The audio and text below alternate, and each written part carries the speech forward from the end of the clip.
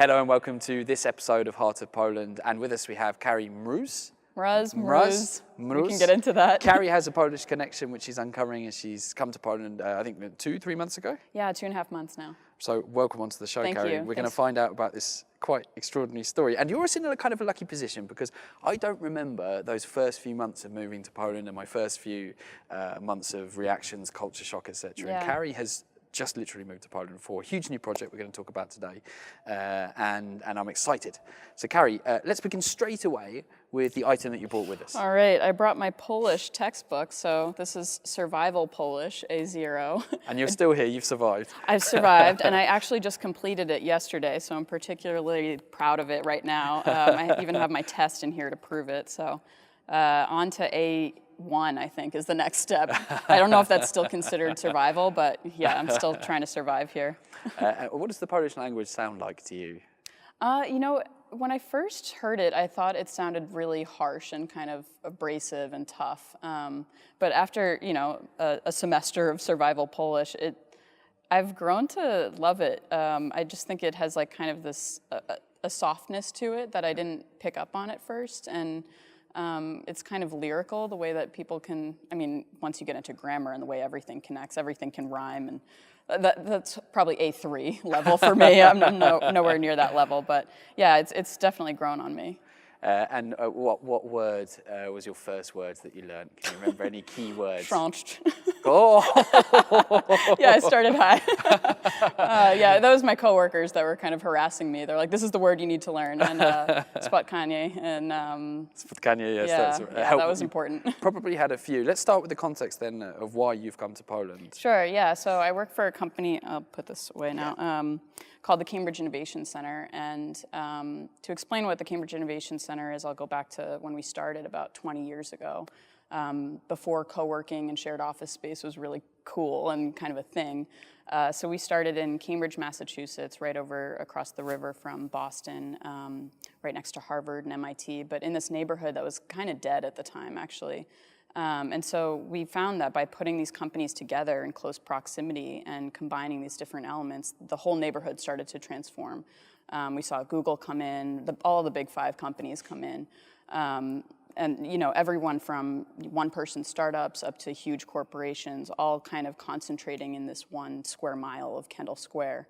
And so after that success, about 5 years ago, we started to think, hey, look at what happened with this neighborhood. We should try to do this in other cities. So we expanded to St. Louis, Miami, Rotterdam with our first European expansion, Philadelphia, Boston, and across the river we expanded to a couple other buildings in the area, and now to Warsaw in about a year and a month. So we'll be opening in just such an exciting building. It's going to be this crazy building complex called the Warsaw Tower. So Warsaw Towers, I mean, you know about it. I believe it's going to be the tallest building yeah, we were just talking about this. European Union. Yeah, it's debatable if it will be the tallest in Europe or the European Union, depending on how you count antennas and who's in the European Union. But yeah, it's going to be huge. As of the issue of this episode, Britain is still in the European Union. Yes. Okay, but before we go on to the project here in Warsaw, let's start with your personal journey in CIC. So actually, like mine, your trip to Poland begins in Africa. Yeah. In a roundabout way, it kind of started at CIC in Cambridge. So I studied international development and social change, and after grad school, my first job was with an organization called Open Learning Exchange. So I was doing education work, and 6 months into working out of this office in Cambridge, my boss said to me, like, oh, there's this project going on in Rwanda. And I said, you know, I'd love to help out with that. He said, why don't you move there, like within 2 weeks? So boom, went off to Rwanda. It was supposed to be a year, ended up being 3. When I was coming back to the Boston area, I thought, you know, Cambridge Innovation Center, that place was cool. Like, you know, I liked the vibe there. That might be a comfortable way to re-enter America. I was kind of scared of the American job market. And I knew that was just such a vibrant place. There's all this stuff going on, so many startups, and just a really cool environment. So I got a job there, and the connection there is that the the CEO of Open Learning Exchange, his son is the CEO of CIC, so it's all in the family there. And then what connects me to Poland is, well, actually, even when I first started at CIC, I remember handing in my like HR papers or whatever to someone on the team who's Polish, and she was looking at my last name and she's like, you know, this is Polish, and I was like, yeah, I know, it's supposed to be like Mruz or Mruz or something, and she's like, no, it's Mruz. Yeah. I'm like, oh my gosh, I've been correcting people my whole life, telling them that, you know, it should be Mruz and it's supposed to be Mruz, which is frost in Polish. And so we already had this Polish connection. This was 5 years ago now, before we even knew that CIC was coming to Poland. And do you sort of third, fourth generation? Do you know who? Yeah, it's on my dad's side, his grandparents. And we've, you know, since moving to Poland, my dad and I have scoured through Ancestry.com and tried to, okay, it was Tomasz, and he was in Lublin, and where did he come from? But, you know, unfortunately, I didn't really dig into my Polish heritage while my grandparents were alive. I just found out recently that they actually spoke Polish. My dad's sister said that they actually would speak to each other in Polish so that the kids wouldn't know what they were saying. Classic. Yeah, but like we didn't really keep that alive through my dad's generation and onto me, and so now we're kind of like recovering it. There were no Polish foods or strange. I mean, if you count my dad's like frozen pierogies occasionally, but I don't think, I don't think that should count. No, I'm not going to allow that. And my grandmother's food, like, I mean, no offense to her, but it was not great. And so that's been one of the most pleasantly surprising things here. I'm like, oh my gosh, the food's amazing. I didn't realize Let's talk about that then. So let's call you an American rather than American opposed. Yeah. What were your perceptions of Poland? This is something that's important to Polish people. Yeah. How did you think it was going to be, and how was it when you first arrived? I don't know. I guess I had this kind of like association with grandparents. You know, like, okay, it's kind of older culture. There's, you know, not great food. And I just hadn't really, I try not to guess ahead of what a culture will be like. You know, I've made that mistake before. So I didn't come in with too many preconceived notions of what Poland would be like. But the things that I have found surprising about Warsaw are like the food's amazing. There's so many different restaurants. There's so many different funky like bars and cool places to go. The quality of design and like style, and I mean, I'm coming from Boston, which isn't the greatest style city in the world, but there's just, it's a much more dynamic city than I was expecting. That's interesting. Have you been able to travel around the country at all? A little bit. I went to the Tri-City area, and not enough. I mean, it's only been a couple months. It's been a couple of months, so we will forgive you. Yeah, thank you. You have got time. Okay, what was the hardest part of the last 2 months adjusting to life here? Because you obviously lived in Rwanda. That must have been, for many different reasons, probably a more difficult experience. But what have you found tough? Well, you know, in Rwanda, it was... I think there was an expat community that found each other pretty quickly. Like, okay, we're all doing the same thing. We're roughing it together. And here, I think it's a little bit harder to tap into the expat scene because it's more integrated with the local culture, which I think is ultimately kind of a more sustainable, like, lifestyle for me personally. That was one of the things that I didn't think I could live in Rwanda forever because I felt like it was such this bubble of expats that weren't really mixing with people. But the advantage of that is that you get to like start right away and have this pocket of friends. So yeah, I don't know. I guess like meeting people in the beginning, that's been tough. But it's been tough because I've just been so busy with work too. Yeah, like, we'll come on to I won't get into work yet. What about business culture? So do you see any sort of big differences between doing business here in Poland, the style of business, maybe people's expectations compared to the US? This is something that I talk about with my Polish coworkers a bit. You know, I'm constantly checking with them and saying, am I doing something wrong? Am I being too like casual? Because that's something that we've talked about. I've noticed that people are a little bit more formal and polite in initial conversations, whereas in America, I'm kind of used to a much more casual introduction, even in business environments. Like, I mean, the CEO of our company will come scooting into a meeting on a scooter. So like, you know, I'm used to a more casual environment. But yeah, I don't know. I think I'm, again, trying to keep an open mind and not view something as like particularly Polish, like this is how all Polish people are, and just say, okay, maybe that's that's who this one person is. Well, we'll have to do another interview in a year's time, and Yeah, you'll probably be able yeah, to give a decent data set. Yeah, exactly. What about your survival Polish? Have you been surviving, thriving? You know, I took French a little bit in high school, and I hated it at the time. And I don't know why. I'm like loving learning Polish right now. I think it's just being a bit older and learning something, and I have low expectations for myself with Polish. Maybe that's another piece of it. So, you know, I'm not hoping to get to a conversational level immediately. And so each little win, each time I step out of Polish class and I'm like, oh, samochód, I know that. I learned that today. Like, it's kind of like I have this bubble of language isolation, and there's these little pierces of light that come in through, you know, acquiring new vocabulary each day. And I mean, I'm sitting in an office right now with like 10 to 15 people that are all speaking Polish to each other all the time. So I constantly have this like immersive experience. And I think there's just something that happens in your brain too when people are talking around you. You want to know what they're talking about. Yes. And so I think that's helpful too, as like this side background process that's hopefully happening. I can trust me, it's all going into your brain. You think somewhere. so? Yeah, Okay. the data is there, and it will, when it comes out again, you'll Yeah, know it yeah. when it hits you. I remember that feeling very well. There are some expats who Mm-hmm. say, look, I can't learn this language, I haven't got enough time, or I've got other stuff that's going on in my life, and in any case it's too difficult. Yeah. What would you say to them?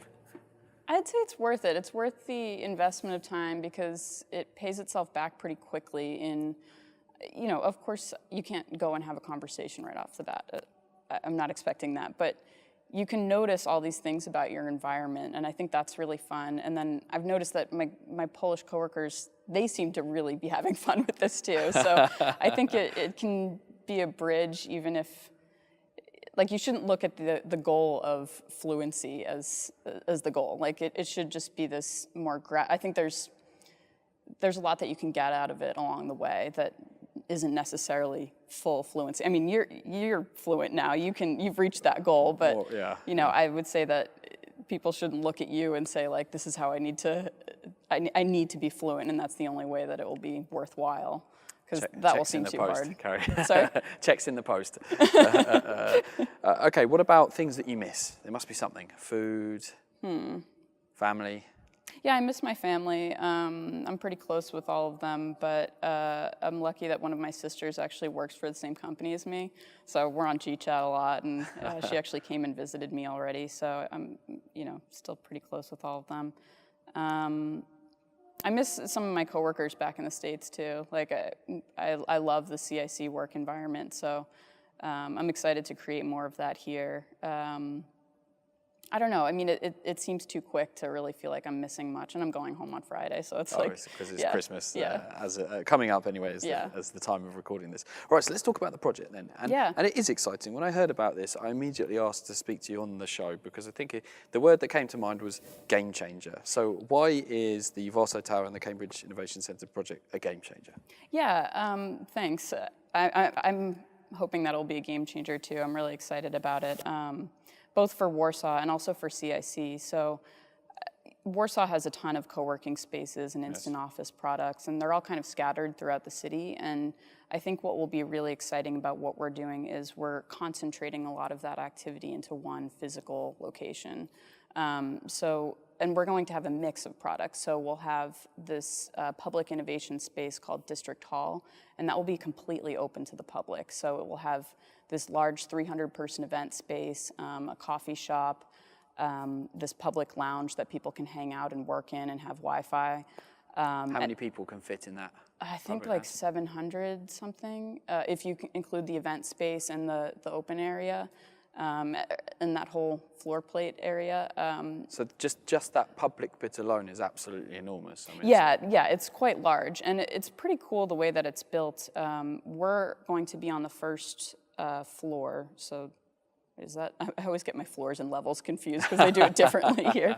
But it will be raised, and so there's sort of this big atrium in that building, and we'll have this connecting platform.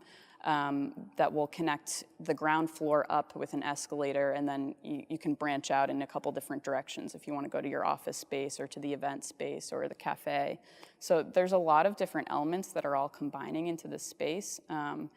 Combined, the 2 floors that we're opening in our first phase will equal about 8,000 square meters. So they're really massive floor plates. So there's a lot of activity that you can kind of mix together in one space. And then in the second phase, we're opening another floor and a floor on the top of that building on the 21st floor. And that will be an investor's lounge. So the goal is to create sort of this staircase of options from, wide open to the public, a student who wants to study or meet up with new people or is interested in startups, all the way up to the investor level. And that we found is kind of crucial to success, is combining these elements in one physical space. It's great when there's a lot of activity throughout a city, but when you really start to see a network effect and sort of this tipping point of like a critical mass is when you get these elements combined in one space.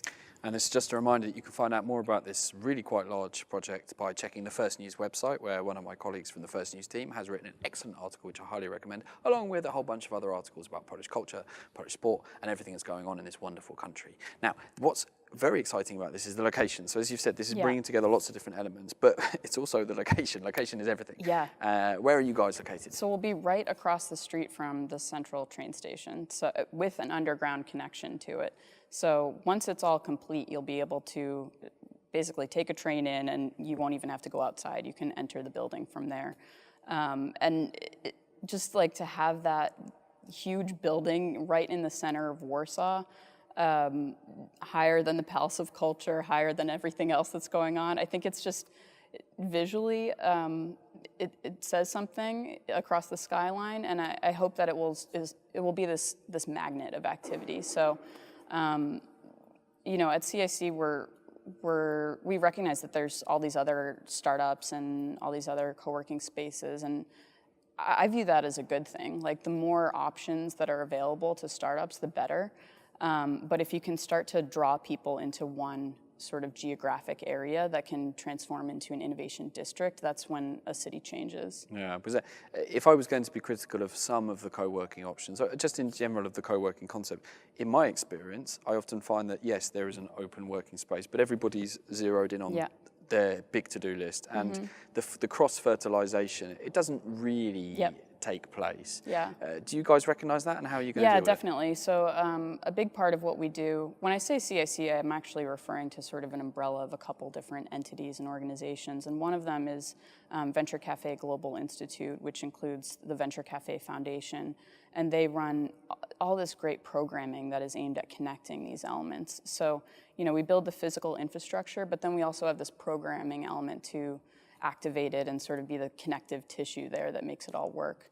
Because you're right, you can't just build a space and hope that people will start collaborating. You need to have some face-to-face interaction and something, activating the space there.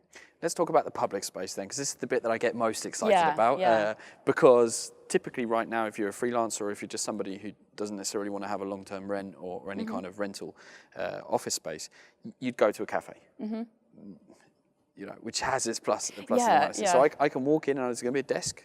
There'll be a place I can work? There will be desks. I'm deep in the design process right now, so I'm picturing even like the color of the desks. There will be soft seating. There will be coves over there, if you're picturing in my mental image that I have. So there will be, a whole range of options. And then if you want to actually, make that your permanent workplace, you can become a member of CIC.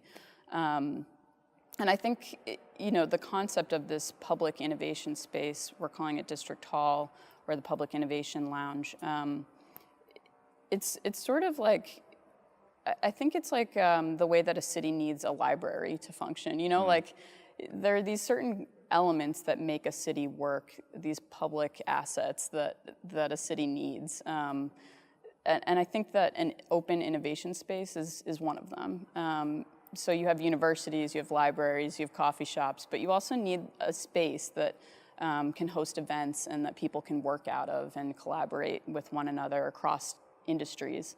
And I mean, that's kind of the belief that we're taking to a bunch of cities now is, okay, you have these different elements, but you also need this.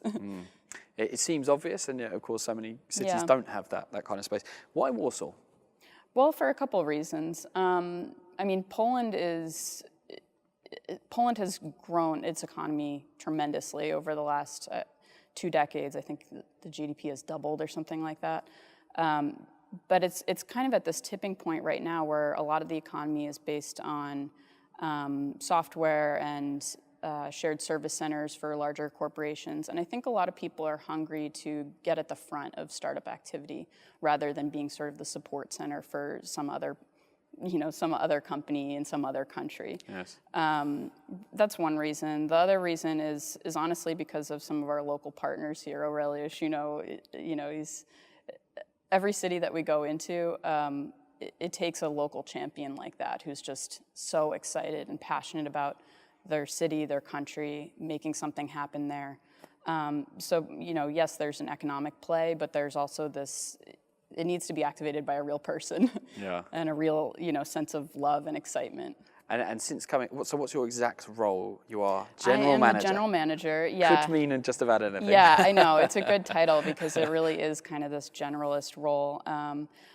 The technical title that we have chosen is the launch general manager. So I think that was kind of this thing that I threw in there because I was actually nervous about coming here. I was like, well, I don't want to commit to full general manager forever. Let's call it launch. And that will be my only role, just to get it up and started, and then we'll see from there. So yeah, that is kind of the task that I have right now, is to get this thing up off the ground and make sure it's working, and then we'll see. Can you imagine maybe staying in Poland for longer? Yeah, I don't know. I mean, I said with Rwanda that I would be there for a year, and it ended up being 3. So we'll do an interview in 1 year's time. We'll see exactly. Where Kari's gone. Oh, yeah, I have a lease for a year, so I'll be here for at least that long. You're contractually obliged. Yeah. What's the timeline then on the development? When can I go in and use my free desk? Yeah, it will be Q1 of 2020. I want to say an exact month of March, but construction, got to be careful. Being what it is, yeah. So maybe Q2 would be a safer. No, I think we'll be careful. We'll be Q1. Okay. What exactly? No, actually, I've got a better question. What would your advice be to anyone moving to Poland, like you would, in order to prepare and just hit the ground running? Yeah, I don't know. I don't think it's that hard to move here. Maybe that's not what you want to hear, but I feel like it's such a great, lively city. There's so much going on here. I saw on one of the expat threads on Facebook the other day that someone was moving here, and they're like, "Oh, is there anything that I should bring that I can't get in Poland?" And everyone just started harassing them. Of course, you can get everything here. What are you talking about? It's interesting because when I moved, which is only 8 years ago, which isn't really that long. Yeah. It wasn't necessarily quite like that. Really? The pace of change has gone so quickly. Yeah. So you can now get cheddar cheese. Believe you me, I used to really miss my cheddar cheese, and now you can buy it in pretty much almost every shop you can think of. Yeah. Sausages, we've still got a little way to go, but don't get me onto that subject. But it has the pace of change has gone so quickly. Yeah, and I think you can still feel that pace of change, even though I think you have everything that you need to have a great, comfortable life here. You can still feel that sense of dynamic growth and energy that I don't think that I've felt the same way in cities like Paris or New York or something. There's kind of this sense that the city has been big for so long that it's hard to change things, whereas here I feel like there's kind of these pockets of potential, and there's still this uncertainty of the way that something will play out. So and I find that really exciting. This is something that many people mention, and I definitely see it as well.